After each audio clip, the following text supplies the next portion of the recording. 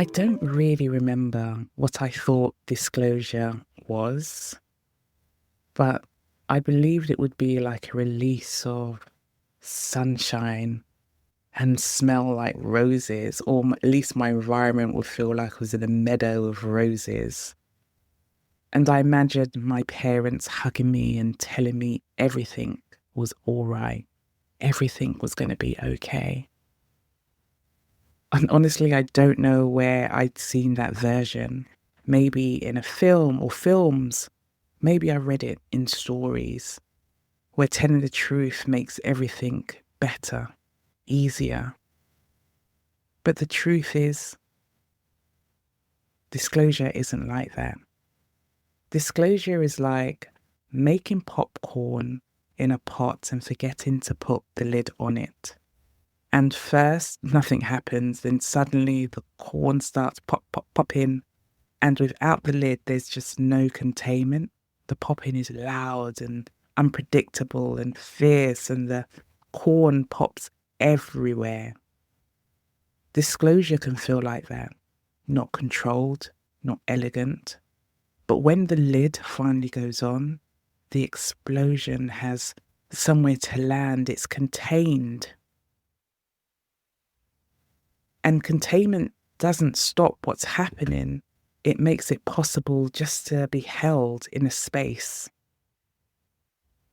So many things can be true at once with disclosing. And what I've learned is it isn't a healing moment. It isn't a cathartic release. It's a moment of letting someone know that something has happened to you. And in my case, something bad. And then waiting to see what happens. And sometimes nothing happens at all. Greetings, I'm JK. Thank you for being here and listening to Like Me podcast. This is where raw truths meet reflection, where I challenge social narratives, explore self-efficacy, and move beyond surviving life-changing experiences into courage, self-assurance, and thriving. Because if you're anything like me, you'll recognize that life is for living and living freely. Hashtag, this is our time to thrive. And if this conversation resonates, please subscribe and share. It helps this work reach more people. But before I begin, a quick note. In this episode, I talk about childhood sexual abuse and disclosing. I don't share graphic details, but if at any point you need to stop and take a breath or step away, please do. You matter more than this episode, and come back and listen only when you feel ready. Let's go.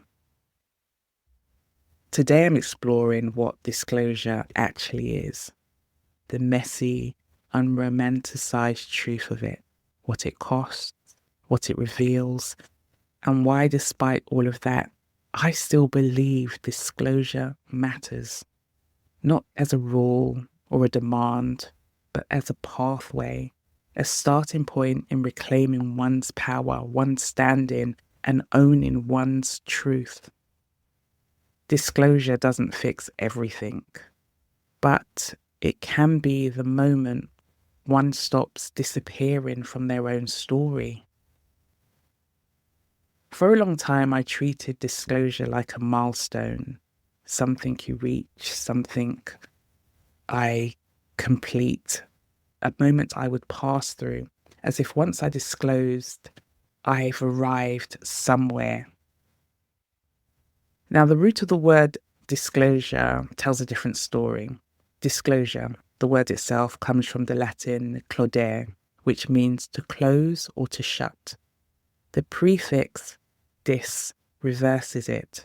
So disclosure literally means to open, to unclose, to make visible what was hidden, not finishing, not resolving, opening. And when I look back, that makes more sense because disclosure was never a destination for me.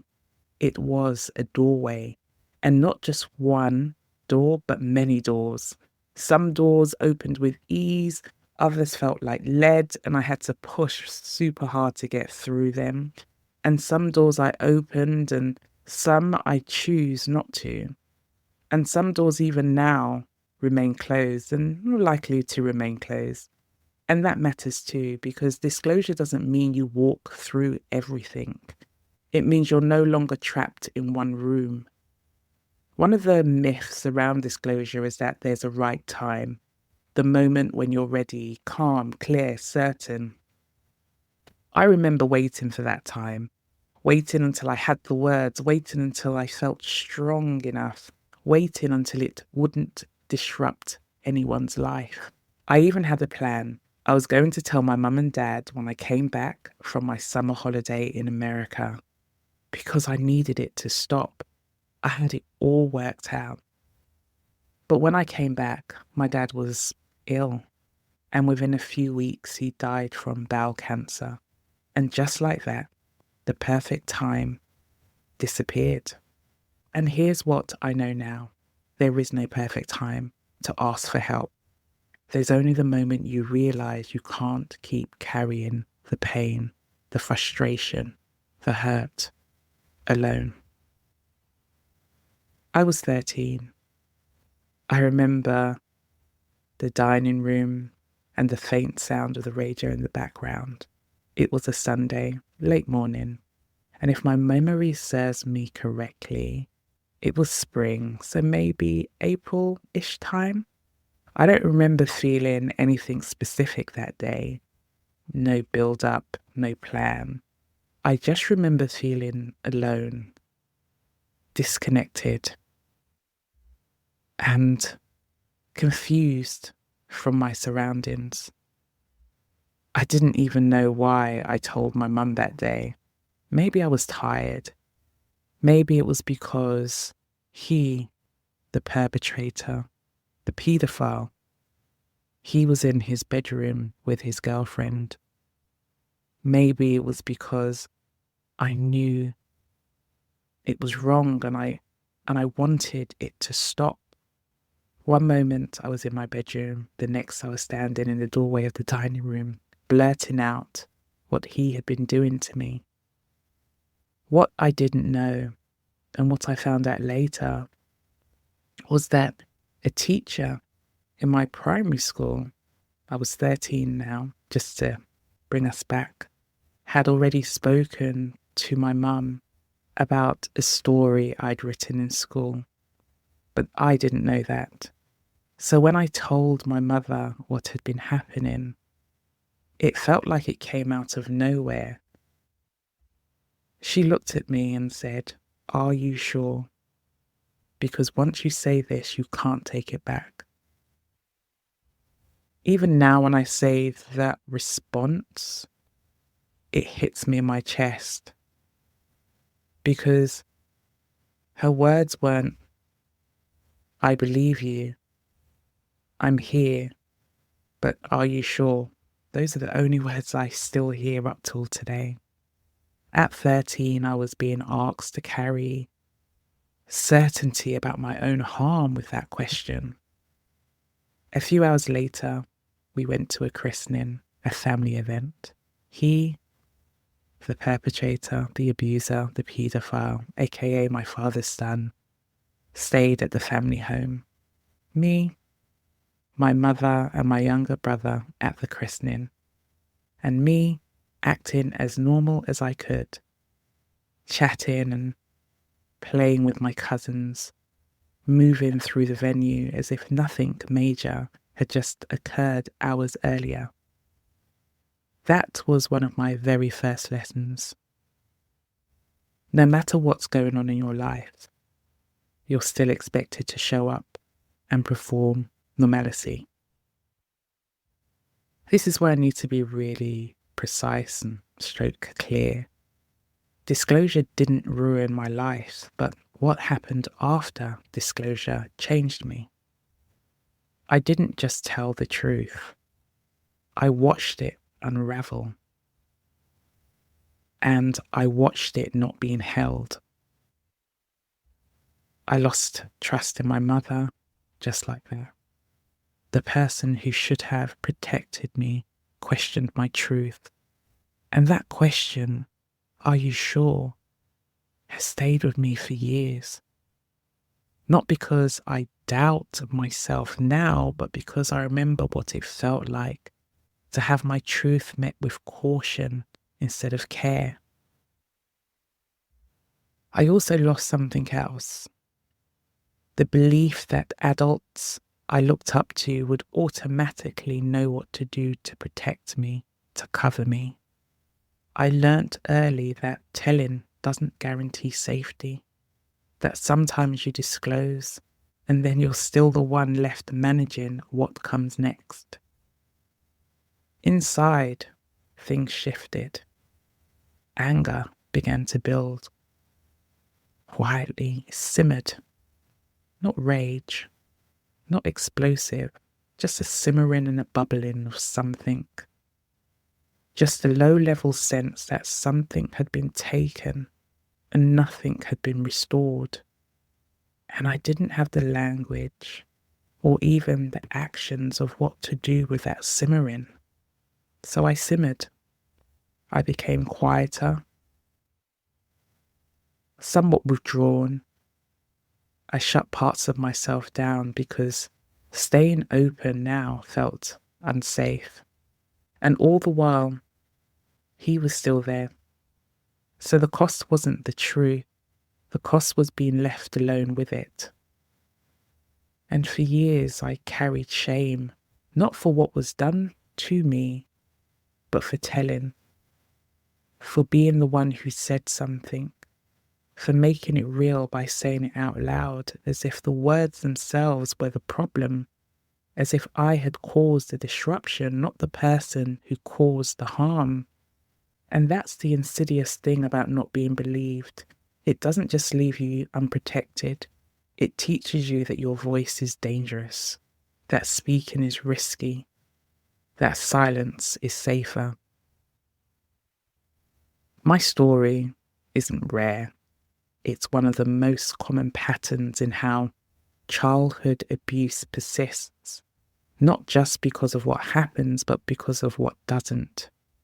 Many who've experienced child abuse will never share their story, never disclose, never name their abuser, not because they don't want freedom from it, but because the fear and shame attached to disclosure can silence them for a lifetime. I need to name the reality that we're sitting with and sitting in. Every day, children are being stripped of their childhoods by people they know. Paedophiles who are family members, trusted adults, and those children have no idea what's ahead of them. The years of struggling to cope with trauma that will follow them through every stage of their lives. And research shows that most survivors of childhood sexual abuse do not disclose during childhood. Between 60 and 80% wait until adulthood, if they tell at all, and about 1 in 5 never disclose to anyone. When survivors do disclose, the average time between the abuse beginning and telling someone is years, sometimes 5 years, sometimes decades, years of carrying it alone. And the number one reason survivors don't tell: fear of not being believed. Not fear of the abuser finding out, not fear of getting in trouble, fear that the person they trust the most will look at them and say, "I don't think that happened." And when a child discloses and isn't believed or isn't protected, the research is clear on what happens next. Re-traumatization, isolation deepens, self-blame sets in, depression, anxiety, post-traumatic stress. The child learns that their truth doesn't matter, that they don't matter. And here's what is important to further understand. There are responses that adults give that feel natural, that cause real harm. Like, "Are you sure? Why didn't you tell sooner?" But they are family. Minimizing, questioning, shifting the weight back onto the child. these responses don't come from malice. They come from discomfort, I suppose, from not knowing what to do, from wanting to believe everything is fine. But the child doesn't experience it as discomfort. They experience it as, I told the truth and it wasn't enough. If disclosure is opening a door, what waits on the other side isn't a neat answer, it's people. Disclosure doesn't just reveal what happened, it reveals human capacity. Our capacity to sit with discomfort, to face what's ugly and messy, to stay present when the story doesn't resolve quickly. Some people can do that with ease, others can't, not because they're cruel, but because truth asks something of us. Disclosure doesn't sort people into good or bad, it reveals what they're able to carry. And someone else's limit is not a verdict on the truth, your truth, my truth. So a question I ask is, if someone, a child, a friend, someone you love, came to you and said the words, would you be the person who believes them? Many years later, I made a formal police report, and this time, someone listened. Someone took me seriously, and action was taken. But I wasn't prepared for what that would bring, because even when a process works, it can still be messy. Lives were interrupted, mine, other people's, and that brought its own weight. I would like to think it led to accountability, but when the paedophile is found not guilty, there is no accountability for those actions. So I had to hold myself accountable to how I move forward in my life because I owed it to myself. And something became clear. Silence hadn't protected me. It had only kept everything contained inside me. Isolation didn't keep me safe. It just made everything heavier. And what shifted? Here's the thing I couldn't have understood at 13. If I'd shared with more people earlier, if I'd told more than one person, more could have supported my truth. More could have acted. The secret didn't protect me, not in the long run, especially not when I needed it most. It took me years to see this, years to understand what was actually happening inside that 13-year-old. When I look back now, that experience is evidence of something else. I was strong back then, not because I handled everything well, not because I knew what to do, but because my mind hadn't yet been shaped by the idea that I was broken. I hadn't absorbed the language, the labels, the expectations. I responded from a place of innocent and naive strength. And part of the work that I do now myself has been learning to recognize that strength, to acknowledge it, to reclaim it, to own it with pride. Because that strength carried me. It held me when no one else did. Thinking about it now, wow. To realize it was always there honestly blows my mind. I'm thankful I have that reference. A reminder of who I was before the world told me who I was supposed to be. So here's what I know now about disclosing. Disclosure. Telling someone is important, even when it's imperfect. Even when the first person you tell doesn't get it right, it's still important. But telling a responsible person matters. Not everyone can hold your truth. Not everyone will protect you. If you can, choose wisely when you can. And know that it's okay if you couldn't. You are surviving. You can't control how people respond, but you can control whether you carry it alone. Disclosure is messy and imperfect, but silence is worse. Not everyone will believe you, but many will. So what do I take from all of this? From the dining room at 13, from the christening hours later, from the police report years after that, from every door I've opened since. Here's the lessons I've learned. Disclosure is the path to many doors, and each door, each time I've opened one, has given me insight, truth. Each door has allowed me to create the conditions for this experience to become more than it was at the start. I'm not ashamed of what happened to me. I found the language that works for me.